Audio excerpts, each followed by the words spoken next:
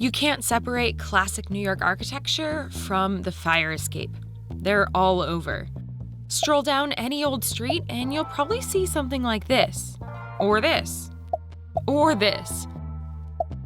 And you've also seen them in classic movies like West Side Story.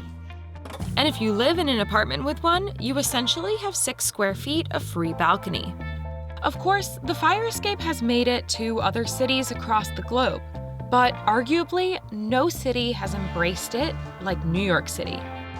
But this iconic aspect of the New York aesthetic has a dark side. In the 1700s, London's population was booming. To house this increasing population, buildings grew taller. But with these new heights came new challenges for fire control. So English inventors tried to come up with different ways to make these buildings safer. At the time, the quickest way out of a fire was to run up to the roof and across to another building, which didn't really work because fires spread so quickly that the other building was probably on fire too.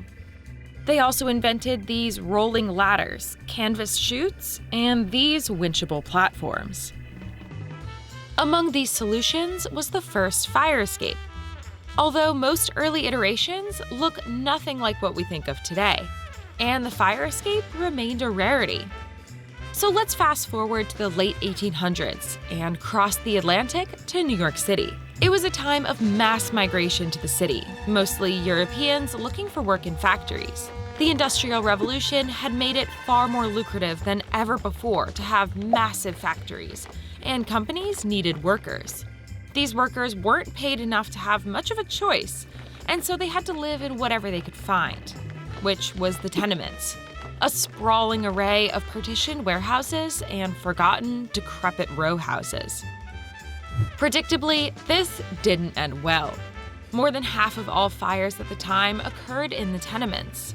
One of the first incidents to galvanize the public was a blaze at 142 Elm Street on February 2nd, 1860, when a bakery at the ground floor of a 6-story wood-frame tenement house, home to 24 families, caught fire, and many people were injured or killed. In response, the New York government passed the Act to Provide Against Unsafe Buildings in April of that year. The law called for the construction of fireproof stairs in a brick or stone, and said any ladders or stairs from the upper stories, if movable, were to be made of iron, and if not, to be made of wood. This is when the modern fire escape rears its head. The exterior staircases were cheap to build and could easily be added to existing construction. The fire escape invention seemed to be a simple and cost-efficient way to address the city requirement. However, the act was just one of many over the ensuing decades that, due to vague wording, lax oversight, and insufficient penalties, didn't make that much of a difference. Laws such as the 1867 Tenement Act didn't stem the tide of poorly constructed buildings. Landlords and property owners willingly skimped on safety to save money. According to Curbed, one woman was roasted to death on the landing of a fire escape because the fire escape stopped at the 2nd floor. Even though there was very little proof fire escapes were a safe solution, between 1900 and 1901, there were thousands of orders for new fire escapes. The laws were very poorly enforced, but that started to change when a series of deadly fires, including a 1911 fire at the Triangle Shirtwaist Company, killed 146 garment workers, most of them young women. During the fire in the Ash Building, many young women perished while trying to use the fire escape, according to historian Sarah Wormile. Many of them crowded onto the 9th and 10th story fire escapes. It soon warped with the heat of the fire and the weight of the workers, and the reportedly flimsy and poorly anchored structure collapsed, sending about 20 victims to their deaths 100 feet below. The Ash report issued that year by the National Fire Protection Association called fire escapes a pitiful delusion, and began to systematically study better ways to get out of burning buildings. By the time of the Triangle Shirtwaist Company fire, New York had roughly 1,000 buildings over 10 stories tall, all in need of proper means of exit in the event of a fire. Even though it had been proven that fire escapes weren't actually all that good at saving people, they continued to be built because they were cheap and didn't modify existing structures. The Life Safety Code of 1927 recommended protected interior stairwells for all new construction, a concept that has since become universally accepted.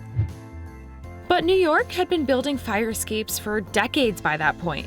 Of course, other cities that were growing higher at the same time built outdoor fire escapes.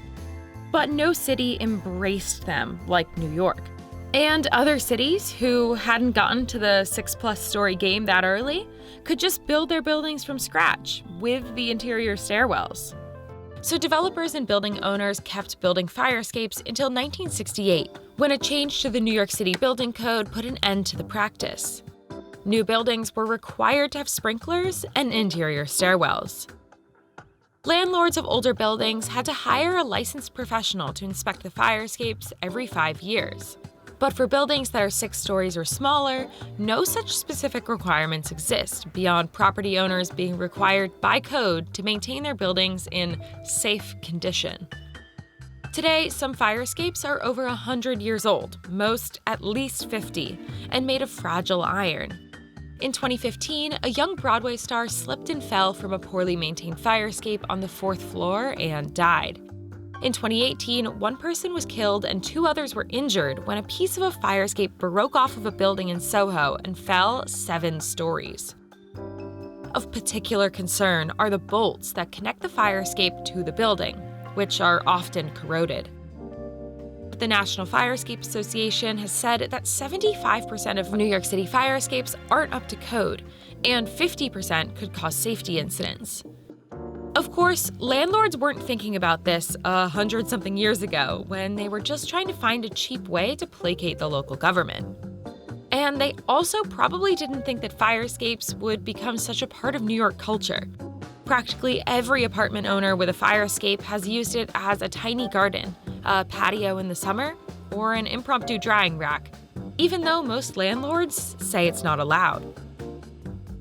New York architecture aficionados wax poetic about the fire escapes that adorn historic buildings. Although some officials have called for fire escapes to be removed around the city, it likely won't happen. Not only would it be an absolutely monumental task, but also many fire escapes are on historically protected buildings. They're an intrinsic part of New York culture, and many architecture advocates are fighting for their survival as we speak, calling them an unchangeable part of the face of New York. So while we wouldn't recommend sitting out on an ill-maintained fire escape, you don't have to worry too much if this iconic part of New York history is going anywhere. What do you guys think of fire escapes in New York City and around the world? Let us know in the comments, and make sure you tune into Cheddar Originals Wednesdays at 8 p.m. See you next time!